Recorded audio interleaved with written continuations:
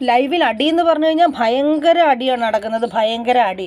പുറത്ത് നിന്ന് വന്നവരും അകത്ത് ഉണ്ടായിരുന്നവരും എല്ലാവരും കൂടെ തമ്മിലടിയാണ് നടക്കുന്നത്. കുൽസിതങ്ങളും അതുപോലെ തന്നെ ഭക്ഷണത്തിന് വേണ്ടിയുള്ള അടി, അടുക്കളയിലെ അടി. ഇത് മാത്രമായിരുന്നു സീസൺ 7 തുടക്കം മുതൽ ഒടുക്കം വരെ ഇത് മാത്രമാണ് അതിനകത്തുള്ളത്. ശൈത്യയെ മാത്രം കട്ടപ്പ എന്ന് വിളിച്ചിട്ടൊന്നും ഒരു കാര്യവുമില്ല. അതിനകത്തുള്ളവർ മുഴുവൻ കട്ടപ്പകളാണ്. ഈ കട്ടപ്പ ആദ്യം സ്റ്റാർട്ട് ചെയ്തത് ശൈത്യയാണ്. പക്ഷേ ഇപ്പോൾ എല്ലാം കട്ടപ്പകൾ. ആർക്കും ആരോടും ഒരു സ്നേഹവും ഇല്ല, നന്ദിയില്ല, കടപ്പാടുമില്ല, ഒന്നുമില്ല. ശരിക്കും പറഞ്ഞാൽ അതിനകത്ത് കട്ടപ്പ കളിക്കാതെ അവനവൻ്റെ കാര്യം മാത്രം നോക്കി, സ്വന്തം കാര്യം മാത്രം നോക്കി നിൽക്കുന്ന ഒരാളുണ്ട്. അനീഷ് മാത്രമേ ഉള്ളൂ. അനീഷിൻ്റെ അടുത്ത് ചൊറിയാൻ ചെന്നാൽ മാത്രമേ അനീഷ് തിരിച്ച് പറയത്തുള്ളൂ. അല്ലാതെ ഇങ്ങനെയുള്ള ആവശ്യമില്ലാത്ത വൃത്തികെട്ട കാര്യങ്ങളിലൊന്നും അനീഷ് എന്ന് ചാടാറില്ല. അതുകൊണ്ടാണ് സാധാരണക്കാരായ ആൾക്കാർക്കെല്ലാം അനീഷിനോട് ഇത്ര ഇഷ്ടം. ആദില ബിൻസിയോട് പറയുവാണ്, ബിൻസി ഔട്ടായി പോയ ആ വീക്കെൻഡ് എപ്പിസോഡിൽ ഏതോ ഒരു ഡ്രസ്സ് ഇട്ടുകൊണ്ട് അപ്പാനിയുടെ അടുത്ത് പോയിരുന്നു. അതിനെക്കുറിച്ച് അനുമോൾ എന്തൊക്കെയോ ആദിലയോട് പറഞ്ഞുവെന്ന് ആദില പറയുന്നുണ്ട്. പുറത്തു നിന്ന് വന്നവരെല്ലാം ഉണ്ടല്ലോ, പാമ്പ് വിഷം ചീറ്റുന്നത് പോലെയാണ് അനുമോളുടെ നേരെ ചെല്ലുന്നത്. ബിൻസി ആയിട്ട് ശൈത്യ ആണെങ്കിൽ കട്ടപ്പ എന്ന് എല്ലാവരും പുറത്ത് ഇറങ്ങിയപ്പം കട്ടപ്പ പറഞ്ഞ് PR അനുവിൻ്റെ ശൈത്യയുടെയും PR ഒരാളായിരുന്നെന്നോ ആ PR ശൈത്യയ്ക്ക് പാര പണിതെന്ന് പറഞ്ഞുകൊണ്ട് ശൈത്യ ഒരു വശത്തോടെ ഭയങ്കര ബഹളം. ഈ പുറത്തു പോയവരിൽ ശൈത്യയും ബിൻസിയും ഒക്കെ ശരിക്കും സൈബർ അറ്റാക്ക് നേരിട്ടവരാണ്. അവർ സഹിക്കാവുന്നതിൻ്റെ പരമാവധി പുറത്ത് സഹിച്ച്, അന്നേരം അവർ വിചാരിച്ച് കാണും ഞങ്ങൾ സഹിക്കാവുന്നതിൻ്റെ പരമാവധി സഹിച്ചു, ഇനി ഇതിൽ കൂടുതലൊന്നും ഞങ്ങൾ കേൾക്കാനില്ല, അതുകൊണ്ട് അകത്ത് ചെല്ലുമ്പം ഇവർക്കിട്ട് നല്ലതുപോലെ 2 എണ്ണം പറഞ്ഞിട്ട് കാര്യമുള്ളൂ. എന്താ വെച്ചാൽ അവർ കേൾക്കാവുന്നതിൻ്റെ പരമാവധി അവർ കേട്ട് കഴിഞ്ഞു, ഇതിൽ കൂടുതലൊന്നും കേൾക്കാനില്ല. അതുകൊണ്ട് ഇവർക്കിട്ട് പാര പണിതിട്ടേ ഉള്ളൂ എന്ന് കരുതി കൂട്ടിയാണ് ഇവർ ഈ അകത്ത് വന്നിരിക്കുന്നത്. അതുപോലെ തന്നെ അനുമോള് വേറെ ഒരു കാര്യം പറയുന്നുണ്ട്, ബിൻസിയുടെ നന്മയ്ക്ക് വേണ്ടിയാണ് ഞാൻ അങ്ങനെ ചെയ്തത് എന്ന്. ഈ നന്മയ്ക്ക് വേണ്ടി ചെയ്യുക എന്ന് പറഞ്ഞു കഴിഞ്ഞാൽ 72 ക്യാമറയാണെന്നാണ് തോന്നുന്നത് അതിനകത്ത്, കറക്റ്റായിട്ട് അറിയില്ല. അത്രയും ക്യാമറകളുടെ മുന്നിൽ നിന്നുകൊണ്ട് ഈ ഉറക്കെ പറയുന്നതാണോ ഒരാളുടെ നന്മയ്ക്ക് വേണ്ടി പറയുന്നത്? അന്നേരം അനു എന്താ ചിന്തിക്കാത്തത്? ഇങ്ങനെ ഒരാളുടെ നന്മയ്ക്ക് വേണ്ടി ഇത്ര ഉറക്കെ പറയുമ്പോൾ ലോകം മുഴുവൻ ബിഗ് ബോസ് കണ്ടുകൊണ്ടിരിക്കുന്ന ആൾക്കാരെല്ലാം ഇത് കാണുന്നുണ്ട് എന്നുള്ള കാര്യം അനുമോൾക്ക് അറിഞ്ഞുകൂടെ? ഇതെല്ലാം നെഗറ്റീവായിട്ട് തന്നെ പുറത്തേക്ക് പോകുമെന്ന് അനുവിനറിയാം. അറിഞ്ഞുകൊണ്ട് തന്നെയാണ് അനു ഈ പറഞ്ഞതല്ല. എന്നിട്ടിപ്പം ഞാനൊന്നും അറിഞ്ഞില്ലേ രാമനാരായണ എന്നും പറഞ്ഞുകൊണ്ട് അനു അവിടെ ഇരിപ്പുണ്ട്.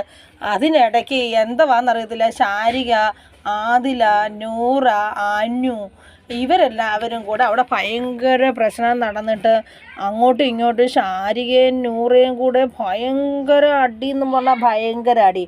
എന്താണെന്ന് വെച്ച് കഴിഞ്ഞാൽ ഇവർ ബിഗ് ബോസിൽ വന്ന സമയത്തെങ്ങാണ്ട് ശാരിക പറഞ്ഞെന്ന് അനു സ്ട്രേറ്റാണ്, അനുവിന് എന്തോ ഒരു ഇഷ്ടം ശാരികയോടുണ്ട് എന്ന് തോന്നുന്നുണ്ട്. അത് അനുവിനെ കൊണ്ട് തന്നെ ശാരിക പറയിപ്പിക്കും.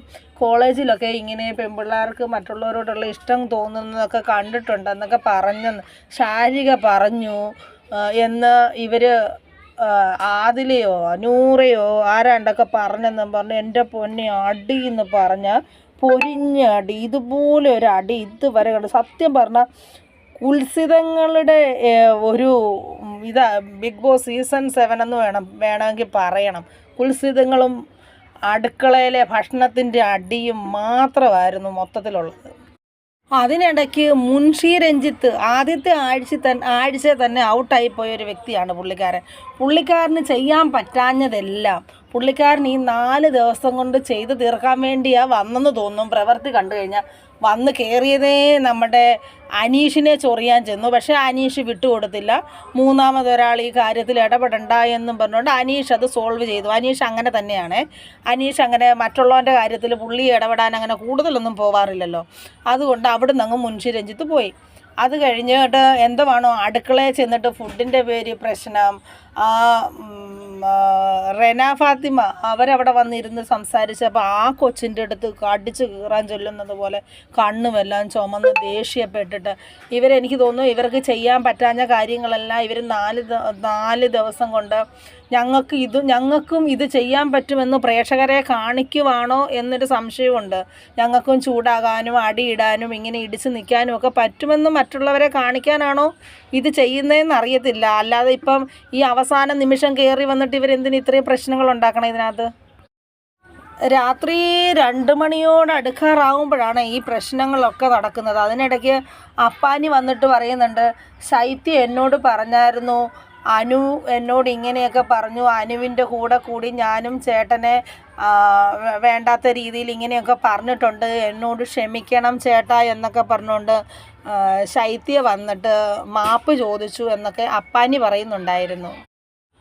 അന്നേരം ശൈത്യ അനുവിനോട് ചോദിക്കുന്നുണ്ട്, അനു നീ അല്ലേടി എന്നോട് പറഞ്ഞത് അപ്പാനി കാരണമാണ് ആ പാവം കൊച്ച് ഇവിടുന്ന് പോകേണ്ടി വന്നത്, അപ്പാനിയാണ് ഇതിനെല്ലാം കാരണം എന്നൊക്കെ നീ അല്ലേടി എന്നോട് പറഞ്ഞതെന്നൊക്കെ ശൈത്യ അനുവിനോട് അന്നേരം ചോദിക്കുന്നുണ്ട്. അതിനിടയ്ക്ക് ഈ എന്നാ പറയുന്നത് സരിക, കലാഭവൻ സരിക, നീ ഈ പറഞ്ഞതിൻ്റെ പേരിൽ ആ കൊച്ച് എന്തൊക്കെ വിഷമിച്ച് കാണും, അതെന്തോരം അതിൻ്റെ ലൈഫിനെ അതെന്തോരം ബാധിച്ചെന്നറിയാവോ എന്നൊക്കെ പറഞ്ഞപ്പോൾ അനുമോള് പറയുന്നുണ്ട്, അതിന് ഞാൻ സോറി പറഞ്ഞല്ലോ. അന്നേരം ചോദിക്കുന്നത്, സോറി പറഞ്ഞതുകൊണ്ട് കാര്യമുണ്ടോ? സോറി പറഞ്ഞു കഴിഞ്ഞാൽ പറഞ്ഞതെല്ലാം ഇല്ലാതാകുമോ? അങ്ങനെ ഒരു വിഷയം വേറെ.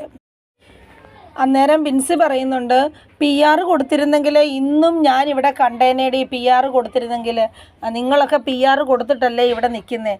അനുമോള് ശൈത്യയോട് 15 ലക്ഷം രൂപയുടെ PRൻ്റെ കാര്യം പറഞ്ഞത് ശൈത്യ എന്തായാലും ആ ഹൗസിലുള്ള എല്ലാവരോടും പറഞ്ഞ്, അങ്ങനെയാണ് ഇത് ആ ഹൗസിലുള്ള എല്ലാവരും അറിയാൻ തന്നെ കാരണം. ആദിൽ അന്നേരം ബിൻസിയോട് പറയാണ്, അപ്പാനിയുടെ അടുത്തെങ്ങാണ്ട് ബിൻസി ഇരുന്നപ്പോൾ നെഞ്ച് കാണിച്ചുകൊണ്ടാണ് ഇരുന്നതെന്നോ, നെഞ്ച് കാണുന്നുണ്ടായിരുന്നോ, അവൾ കാണിച്ചുകൊണ്ടായിരിക്കുന്നതെന്നെങ്ങാണ്ട് അനു ആദിലിയോട് പറഞ്ഞെന്ന് പറഞ്ഞപ്പം ബിൻസി അവിടെ കിടന്നുകൊണ്ട് ചൂടാവുന്നുണ്ട്. ഇത് ഞാൻ ഉള്ളപ്പോഴെങ്ങാനുമായിരുന്നു പറഞ്ഞിരുന്നെങ്കിൽ രണ്ടിൻ്റെയും കർണക്കുറ്റിക്കിട്ട് അടിച്ചിട്ട് ഞാൻ പോയേനെന്നൊക്കെ പറഞ്ഞുകൊണ്ട് അവിടെ കിടന്നുകൊണ്ട് കണ്ടമാനം കിടന്ന് കലി തുള്ളുന്നുണ്ട് അന്നേരം ബിൻസി.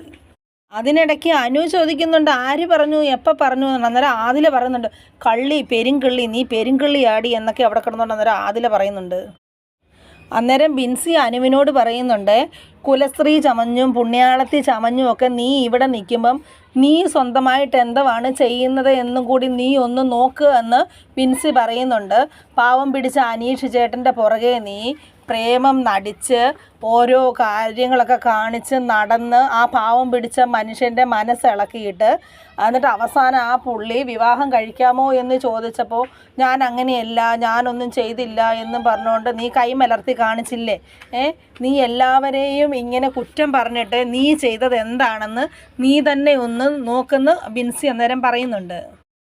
ബിൻസി അതിനിടയ്ക്ക് പറയുന്നുണ്ട്, അരിയാഹാരം കഴിക്കുന്ന ആർക്കും ഇതൊക്കെ കണ്ടാൽ മനസ്സിലാകുവാനു എന്ന് പ്രത്യേകം എടുത്തു പറയുന്നുണ്ട്.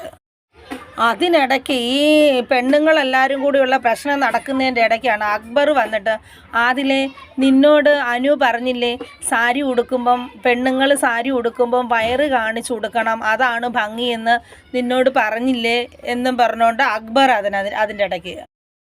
ബിൻസി ഒട്ടും വിട്ടുകൊടുക്കുന്നില്ല കേട്ടോ, ഒട്ടും. ബിൻസി ചോദിക്കുന്നുണ്ട്, എല്ലാവരുടെയും കാര്യത്തിൽ നീ എല്ലാം വളച്ചൊടിച്ച് എല്ലാവരെയും ഒരു പരുവത്തിലാക്കി ഇവിടുന്ന് പറഞ്ഞു വിട്ട നീ ഇവിടെ എന്താണ് അനീഷ് ചേട്ടനോട് കാണിച്ചത്? നീ പറഞ്ഞില്ലേ നിനക്ക് ആര്യനോട് ക്രഷാണെന്ന് നീ പറഞ്ഞില്ലേ? ഇതൊക്കെ നീ പറഞ്ഞിട്ട് നീ മറ്റുള്ളവരുടെ കാര്യങ്ങൾ വളച്ചൊടിക്കാൻ നോക്കിയത് എന്തിനാണെന്നൊക്കെ ബിൻസി ചോദിക്കുന്നുണ്ട്. PR-ൻ്റെ ബലത്തിലാടി നീ ഇവിടം വരെ വന്നത്, ഗെയിം കളിച്ചിട്ടൊന്നുമല്ല. നിന്നോട് എനിക്ക് പുച്ഛമാണ് എന്നൊക്കെ അവിടെ നിന്നവരെല്ലാം പറയുന്നുണ്ട്, പുച്ഛമാണ്. ഇനി എന്നാണ് ഇതിനകത്ത് ഇവർ തമ്മിൽ നടക്കാൻ പോകുന്നത് എന്നൊന്നും അറിയില്ല. എന്തായാലും അടിയൊന്നും തീർന്നിട്ടില്ല, കൊട്ടിക്കലാശമൊന്നും കഴിഞ്ഞിട്ടില്ല എന്നാണ് തോന്നുന്നത്. ഇനിയും വമ്പനടി നടക്കാനുള്ള സാധ്യതയുണ്ട്. ഇനിയിപ്പോൾ ഇവർ 1-2 ദിവസം കഴിഞ്ഞ് ഇതിൻ്റെ വെളിയിൽ പോകുമായിരിക്കും. പോയി കഴിയുമ്പോഴാണ് ഇനിയിപ്പോൾ ഇവർ അകത്തുള്ളവർ തമ്മിലുള്ള യുദ്ധം.